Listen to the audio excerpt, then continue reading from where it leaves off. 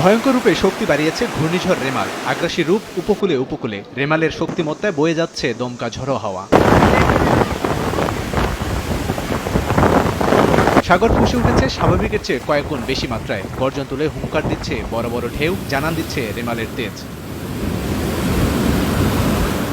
বাংলাদেশের উপকূলে বাতাসের প্রবল গতিবেগে লন্ডভন্ড পরিস্থিতি তৈরি হয়েছে উপকূলীয় এলাকাগুলোতে। ভারী থেকে অতি ভারী বৃষ্টিতে নাস্তানুবাদ অবস্থা। আগের যে অবস্থা, আগের থেকে প্রায় 2 থেকে 2.5 ফুট পানি বৃদ্ধি পেয়েছে।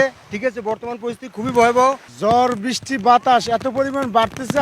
নগদে 500 টাকা বা তার বেশি পেমেন্টে পেতে পারেন ঢাকায় জমিসহ 20 কোটি টাকার পুরস্কার।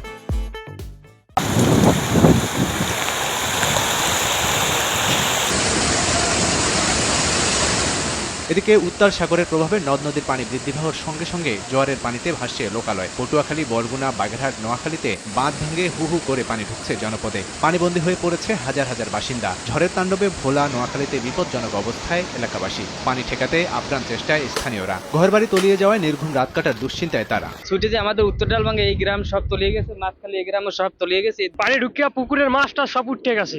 দিনের জোয়ারই আমরা গেছে ভাঙ্গি চুরিয়া, রাইতের জোয়ারে তো আমাকে ভয় করতে আছে। ঘূর্ণিঝড় রেমালের প্রভাবে 10 নম্বর মহাবিপদের সংকেতের মধ্যে মোংলায় নিরাপদ আশ্রয়ের দিকে ছুটতে থাকেন ধারণ ক্ষমতার 4 গুণ বেশি যাত্রী নিয়ে একটি ট্রলার। এতে ট্রলারটি পাড়ের কাছাকাছি জায়গায় ডুবে যাওয়ায় অধিকাংশ যাত্রীরাই সাঁতরে তীরে উঠলেও শিশুসহ 2 জন নিখোঁজ হন।